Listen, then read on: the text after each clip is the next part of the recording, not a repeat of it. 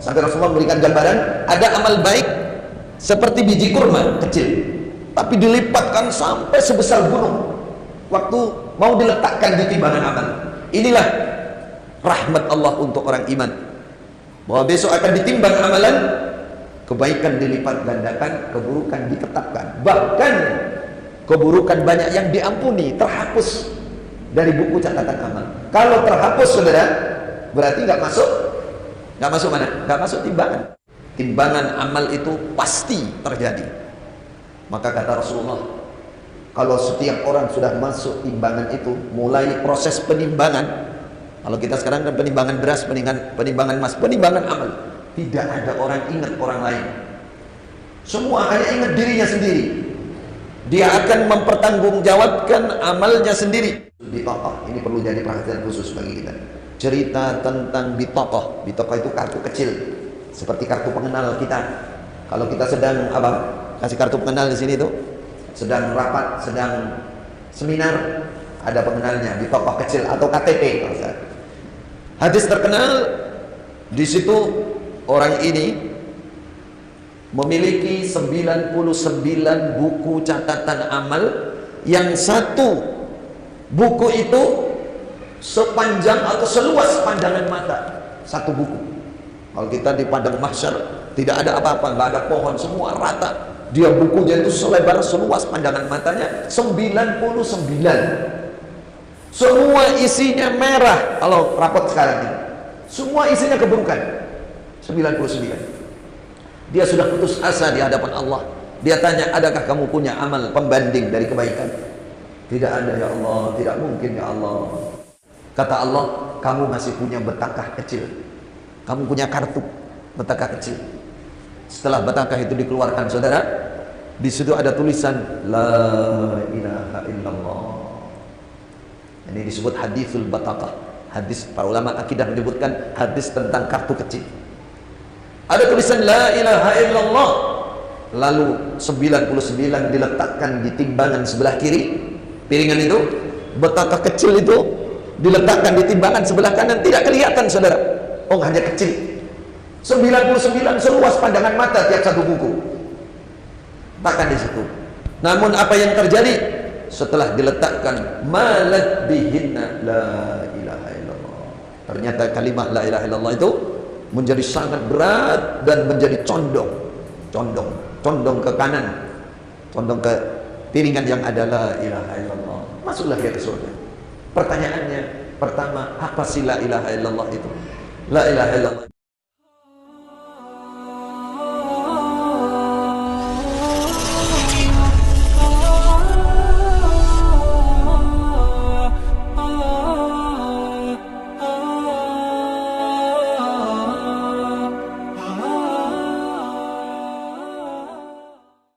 fala tudlamu nafsun syai'an. Tidak ada yang dianiaya.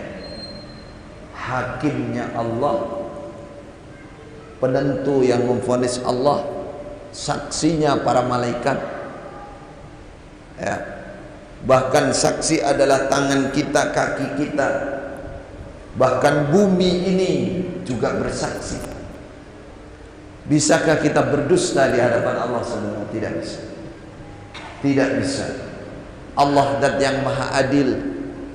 Kata Allah di sini, tidak ada yang teraniaya sedikit pun. Wa in kana mithqala habbatin min khardalin ataina biha.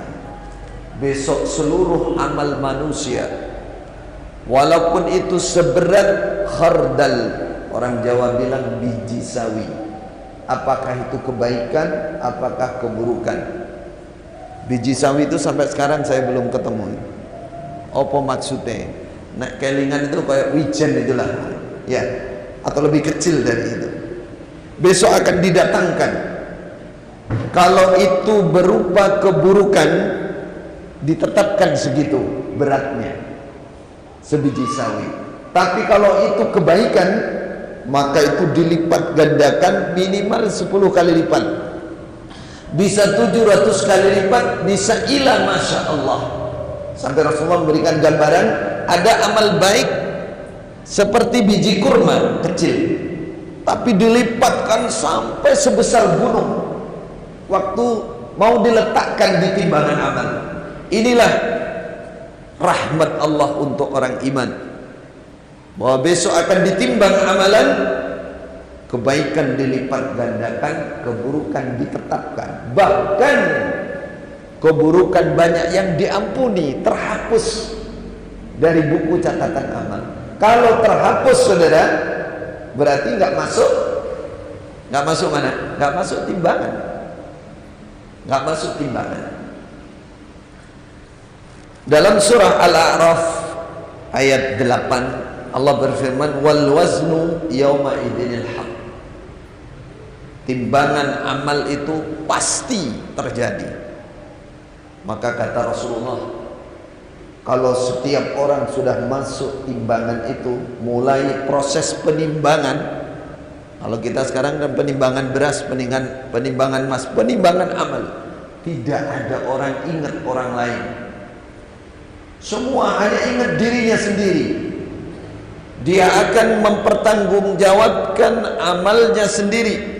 Faman thaqulat mawazinuhu faulaika humul muflihun. Siapa yang berat amal baiknya, maka dialah orang-orang yang beruntung. Wa man khaffat mawazinuhu faulaika alladziina khasiru anfusahum. Siapa yang ringan amal baiknya, lebih berat amal buruknya, maka dialah orang yang merugi selamanya, merugi selamanya. Dalil, apakah dalilnya tentang mizan? Pertanyaan 122. Dan sifatnya dari sunnah Nabi. Yang pertama adalah hadithul bataqah, hadisul bitaqah. Ini perlu jadi perhatian khusus bagi kita. Cerita tentang bitaqah. Bitaqah itu kartu kecil, seperti kartu pengenal kita. Kalau kita sedang kasih kartu pengenal di sini tuh, sedang rapat, sedang seminar, ada pengenalnya, bitaqah kecil atau KTP kalau sekarang. Hadis terkenal di situ, orang ini memiliki 99 buku catatan amal, yang satu buku itu sepanjang atau seluas pandangan mata. Satu buku. Kalau kita di padang mahsyar tidak ada apa-apa, nggak ada pohon, semua rata. Dia bukunya itu selebar seluas pandangan matanya, 99. Semua isinya merah. Kalau rapot sekarang ini, semua isinya keburukan. 99. Dia sudah putus asa di hadapan Allah. Dia tanya, adakah kamu punya amal pembanding dari kebaikan? Tidak ada ya Allah, tidak mungkin ya Allah. Saya tidak punya, saya tidak ingat. Keburukan saya sudah sebanyak ini, sudah saya pasrah. Pasrah itu apa? Menyerah, sudah putus asa. Kata Allah, kamu masih punya betaqah kecil. Kamu punya kartu betaqah kecil. Setelah betaqah itu dikeluarkan, saudara, di situ ada tulisan La ilaha illallah. Ini disebut hadithul bataqah. Hadis, para ulama akidah menyebutkan hadis tentang kartu kecil. Ada tulisan La ilaha illallah.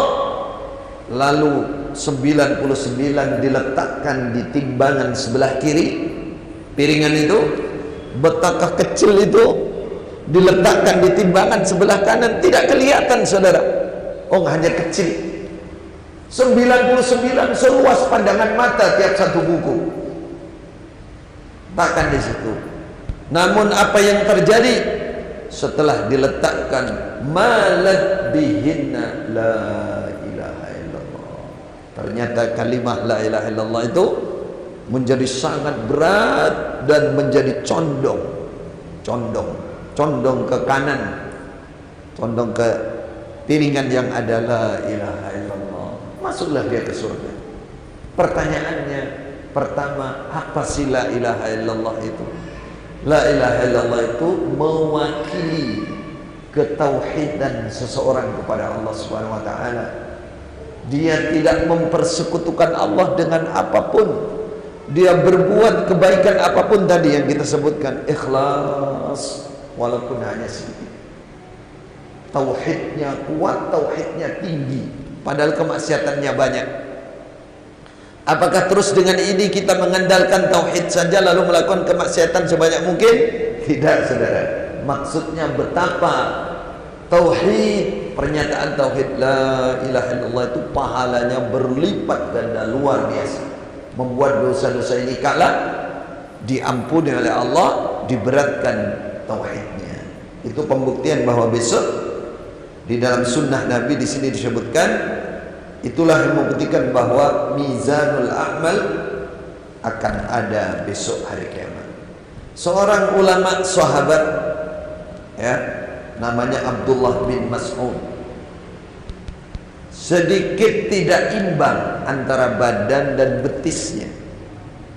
Abdullah bin Mas'ud itu orang Mekah, dialah yang termasuk membunuh Abu Jahal ketika perang Badar, menaiki dadanya Abu Jahal dan mengatakan, ikhsa ya aduallah, matilah kamu wahai musuh Allah.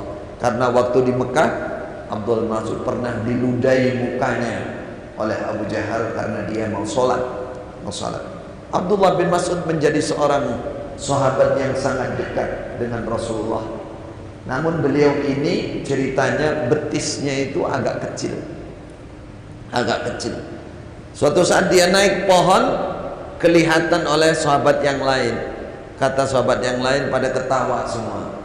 Awalnya gede, badannya besar, betisnya kecil, semacam diece atau dihina oleh yang lain.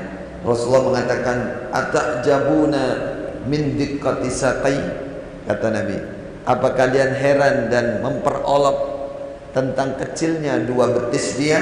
Walladzi nafsi biyadih, kata Nabi, demi Allah, lahuma fil mizan asqalu min Uhud. Dua betis sekecil itu nanti di dalam timbangan amal itu akan lebih besar, lebih berat daripada gunung Uhud.